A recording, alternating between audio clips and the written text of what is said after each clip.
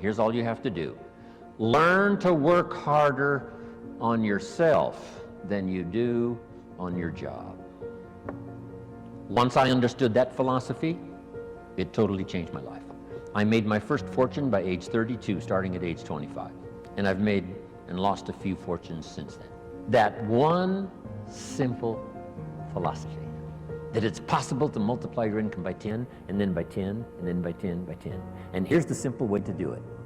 Work harder on yourself than you do on your job. Here's how it was put to me. If you work hard on your job, you can make a living, which is fantastic. If you work hard on yourself, you can make a fortune, which is super fantastic.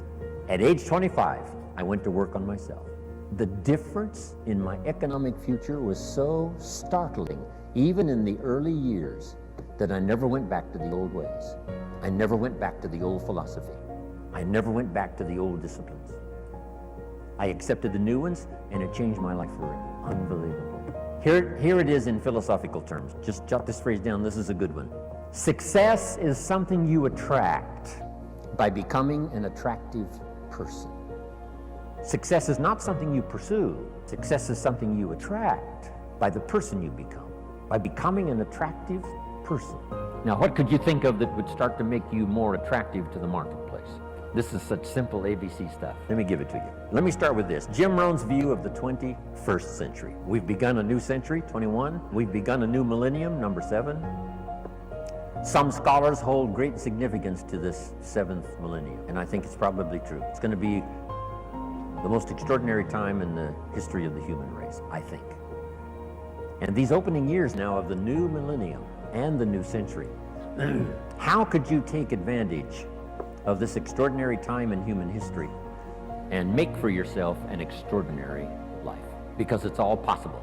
From testimonials and from personal experience, we have enough information to conclude that it's possible to design and build and live an extraordinary life. From testimonials and from personal experience, we have enough information to conclude that it's possible to design and build and live an extraordinary life. I'd like to have you think about that, not just here, but even after you've gone back home. Think about it at least often enough to say, I think that's true. From testimonials and from personal experience, we have enough information to conclude that it's possible, it's not a guarantee, but it's possible to design and build and live an extraordinary life. To get the most out of today, a couple more notes. Number 1, be thankful. That's a good way to capture the most of a day like this. Be thankful for what you already have. That shouldn't be any problem in America, being thankful. Everything we need is available in America. Everybody wants to come here, right?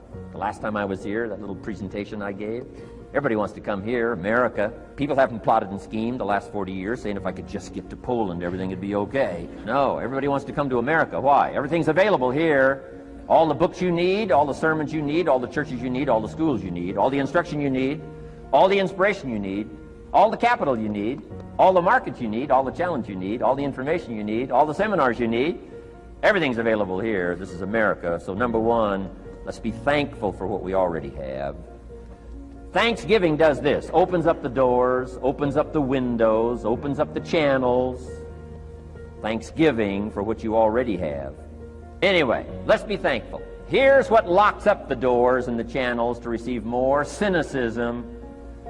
That locks you away. That prevents you from learning more. Being a cynic about the past and the future, a cynic about the marketplace, cynical about the people, cynical about the institutions, cynical about the setup, cynical about yourself, cynical about your chances. See, that locks away all the chance for stuff to flow your way. So, good advice, I think, today. Start off, be thankful. Here's number 2, listen well. That's going to be a challenge today, I understand that. Seems like most of, our life is still going on outside these 4 walls, right? Most of our life seems like it's all, continuing out there. Family and business and associates and market and economy and whatever else is happening in the midst of your life. And to sort of, pull your attention from what's going on out there and put it in here for just a few hours, I know is a challenge. But do the best you can, listen well. Here's the last one, take good notes. Be a good student today, take some good notes. I've not come to entertain you. As you can tell by my opening joke, right? I would not make it in Las Vegas. So we don't have a dog and pony show today, no entertainment. But I do have some ideas. Take some good notes. Somebody showed me the other day notes that they took about 21 years ago, attending one of my seminars out in Los Angeles. He said, I still use these notes I took 21 years ago to help me in my business, relationship with my family. So I'd like to have these notes that you take today become that valuable for you. Then it would be worth me making the investment to come and spend a portion of my life, my time, my energy here. And I want this investment I'm making here today to pay off. And one of the ways it can pay off for me is for you to take good notes and then go away and use whatever makes sense. Because what I feast on coming back around is the stories out of this audience today. Sure enough, 6 weeks from now, 6 months from now, 6 years from now, somebody's going to, by phone, by letter, by personal contact, walk up to me and say, the things you shared that day got me thinking. And I started making some changes, and let me tell you what's happened to my business, let me tell you what's happened to my sales career, let me tell you what's happened to my relationship with my family. See, that'll make it worth it for me. Not the money, the return, something you can't buy with money. If somebody says, thank you for touching my life and taking the time to make the investment. And that's what I'm all about. So if you'll become a good student today, and here's the last note, don't be a follower, be a student. You'll be happy to know today we haven't come seeking disciples. We've got no movement for you to join. I'm just here to share some of my experiences, good ideas, best I can. But I think that's good advice. Don't be a follower, be a student, right? Take advice, but not order. Take information, but don't let somebody, order your life. Make sure what you do is the product of your own conclusion. Excellent note to make. Make sure what you do is the product of your own conclusion, not to do what someone else says. Take what someone else says, process it, think about it, ponder it. If it makes you wonder, if it makes you think, then it's valuable. Then when you go take action, make sure that the action is not what somebody told you to do. Make sure the action is the product of your own conclusion. If you'll follow just a little bit of those simple guidelines, telling you the learning process can be speedy, swift, powerful. Your learning curve can go up, and then applying it to your business, your life, your family, conversations, equities of all kinds. You'll find some progress like I did that first 5 years when I met a teacher willing to share with me, turned my life around. Progress I couldn't believe happened for me. Here's the key formula for success. A few disciplines practiced every day. And those disciplines have to be well thought out. What should you spend your time doing? Don't waste your time on things that aren't going to matter. But a few simple disciplines can change your whole economic future. Future with your family, future with your business, future with your enterprise, your sales career, your management career. A few simple disciplines, a few simple habits, good habits, repeated every day. Now here's the formula for failure. Errors in judgment, repeated every day. All you've got to do is to have a few errors in your judgment and repeat them every day. I'm telling you, they'll spin out of control in 10 years. You'll end up driving what you don't want to drive, wearing what you don't want to wear, living where you don't want to live, earning what you don't want to earn. A few errors every day, bad habits every day, it's disastrous. Now here's why it's easy to repeat an error in judgment. Because failure doesn't fall at the end of the first day. Bad habits don't show their horrible results at the end of the first day, or the first week, or the first month. It's easy to get faked out. If disaster fell on us at the end of the first week, we'd change our philosophy. But it's so subtle. Errors in judgment, bad habits. They're so subtle. They get you a little off course, a little off course, a little off course. You keep drifting off course, and all of a sudden you're caught. So you've got the choice right now of one of two easies. Easy to do or easy not to do. I can give you in one sentence how I got rich by the time I was 31. I did not neglect. to do the easy things I could do for 6 years. I did not neglect. That's the key. I found something easy I could do that led to fortune, and I did not neglect to do it. The major reason for not having more of what you want in America, more health, more money, more power, more influence, more everything, the major reason is simple neglect. Neglect. And if you don't take care of neglect, it becomes an infection, and then it becomes a disease. So if you're in the habit of not doing it, doing all it takes to get ahead, get in the habit of doing it. Doing all it takes. That's the first benefit of positive reinforcement, building good habits. The only thing that stops you from getting what you want in life is the bullshit story you tell yourself of why you can't have it. You get that? What stops you back is the story, because the story stops you from getting honest. And if you can't get honest with yourself, there's no way you can go. Well, imagine like this, success in sales and life, it's like a roadmap, right? You know where you want to go, and you have this perfect strategy, the straight line to get there. It's a perfect strategy. It's going to get you there every single time. But if you don't know your starting point, if you're not getting honest with where you actually are, it doesn't matter how powerful the strategy is, and it doesn't matter how powerful your goal is. I'm going to ask you to set a goal today, right? A 60-day goal. And let's say you really set this goal, and I'll show you how to do it in a brilliant way. So it's visceral. So it makes you really feel it. You see it, you sense it, you smell the goal. That's step one. I'm going to teach you the straight line, which is your strategy to get to your goal. But if you're not honest with where you are right now, your starting point, the map is worthless. There's 3 things that you need to know: where you are, where you want to go, and how you're going to get there. Those are the 3 things you must have to take advantage of any opportunity. I'm going to give you the strategy. I'm going to ask you to tell me exactly where you want to go for yourself. You got to get honest. Don't blame the boss. Don't blame the leagues. Don't blame your job. Don't blame the industry you're in. Just get honest. If you don't like your industry, find another one. Affection or compassionate attitude, warm-heartedness is very, very important for one's own well-being, one's own happiness.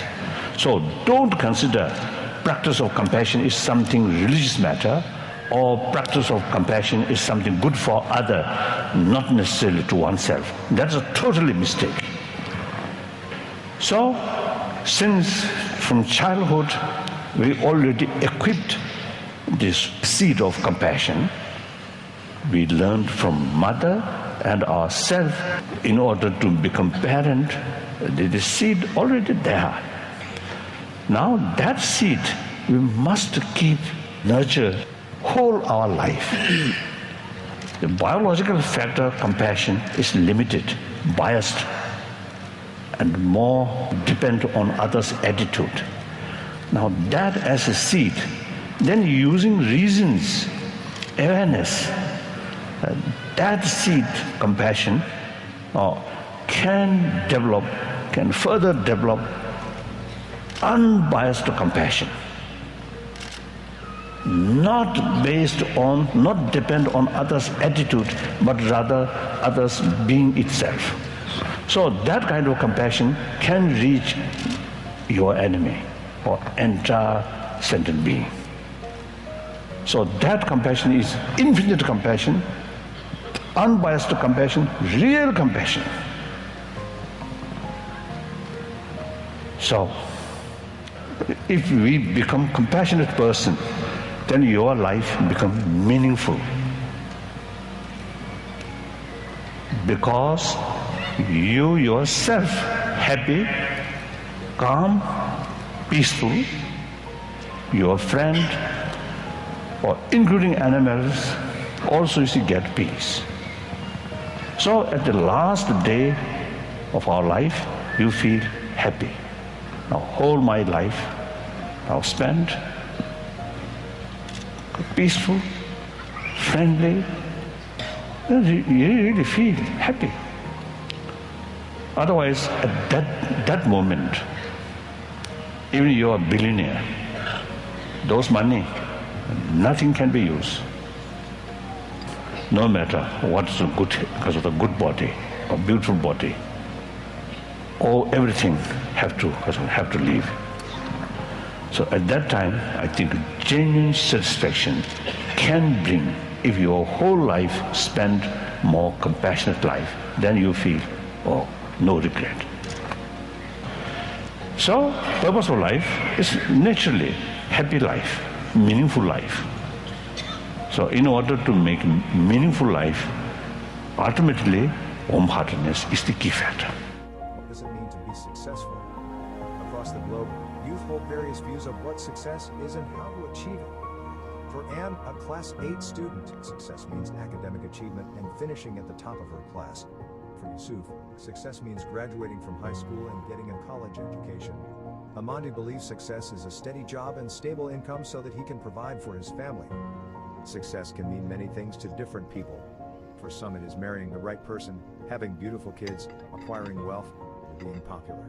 For others it means being recognized and appreciated for one's talents, whether they be in music, arts, sports, or another field. Young women often pursue success in relationships and the search for security, while young men often look for success through significance and recognition or approval from others. If we're honest with ourselves, we may hold one of these common views about success. Regardless of how we define it, youth spend much of their time, attention, energy, and effort pursuing success. And we can become very discouraged along the way or even lose hope if we think we've failed. As students prepare for national exams, it is not uncommon to give success cards or to offer advice or prayers for success. But do the marks we receive on our national exams really define our value or the measure of our success? If so, the statistics show that most of us will be disappointed. In 2017, over 350,000 Kenyans scored a D or below. After 12 years of faithfully attending classes and completing assignments, does that mean they failed?